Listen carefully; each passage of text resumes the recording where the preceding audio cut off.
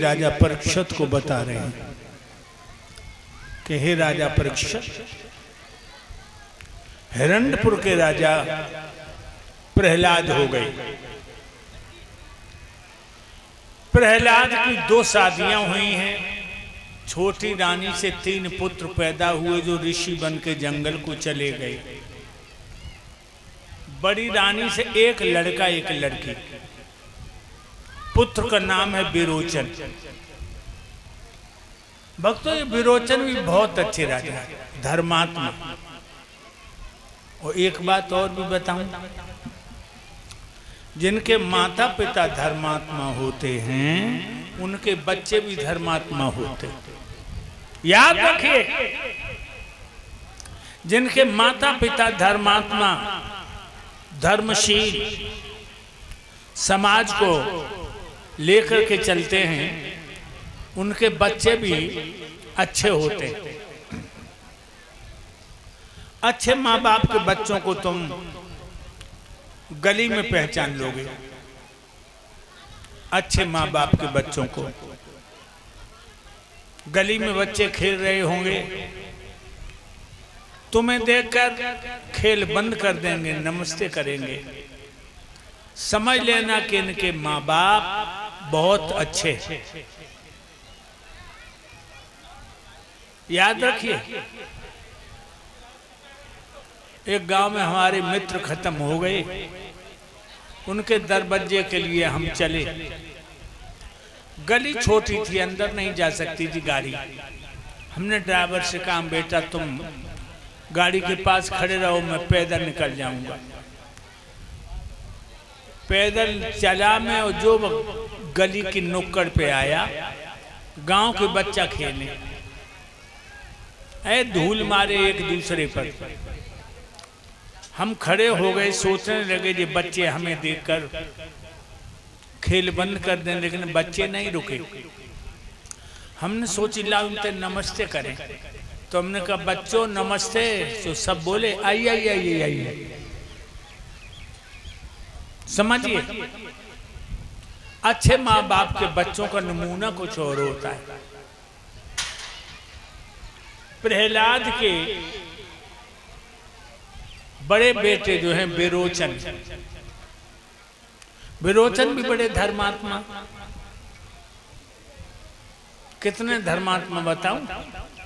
एक बार इंद्र ने परीक्षा ली इनकी। इंद्र ने बनाए, बूढ़ा ब्राह्मण बन गए और लड़खड़ात हुआ और बोला, हे राजा विरोचन, मुझे असमय में बुढ़ापे ने घेर लिया।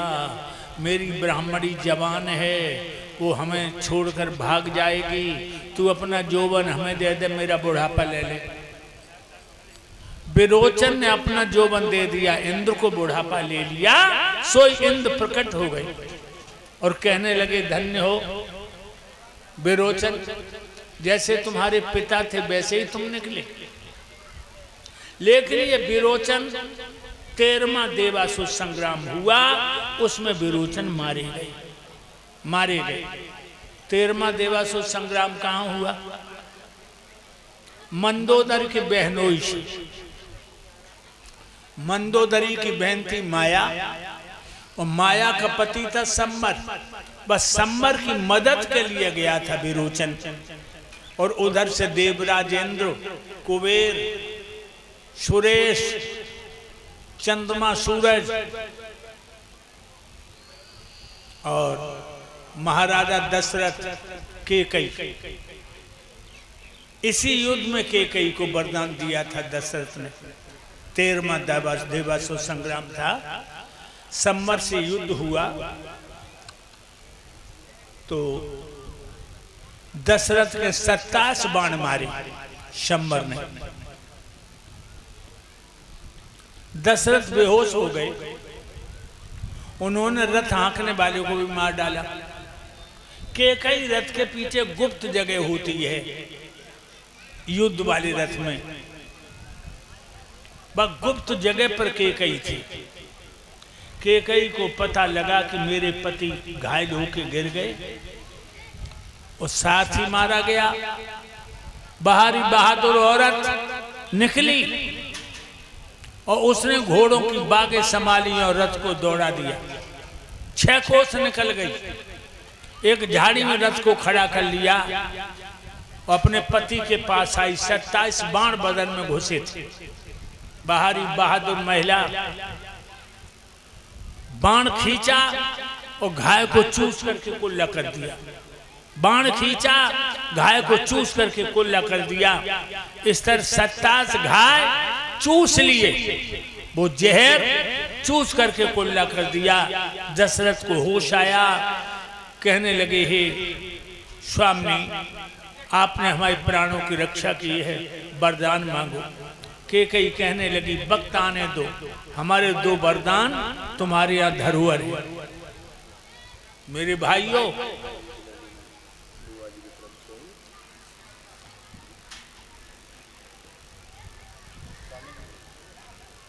ये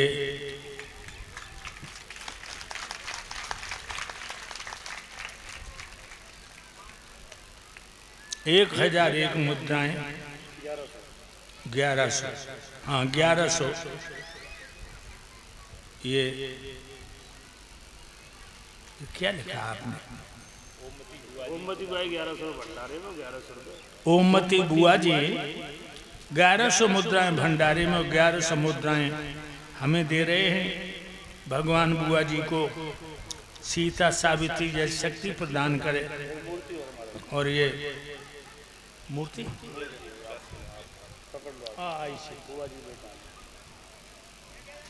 ये बुआ जी ने एक राधा कृष्ण की सुंदर सी प्यारी मूर्त भी हमको भेंट की है।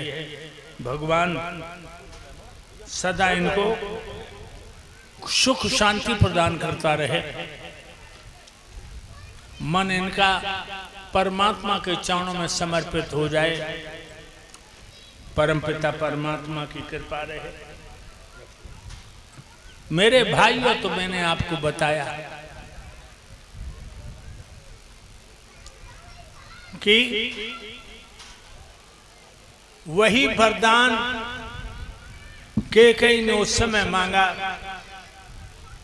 जब राम जी को वनवास मांगा, भरत को राज्य। बहुत से लोग कहते हैं कि रथ के पहिया की कील निकल गई तो कैकेयी ने उंगली फांस दी, मगर ऐसा नहीं। आज मैंने आपको बताया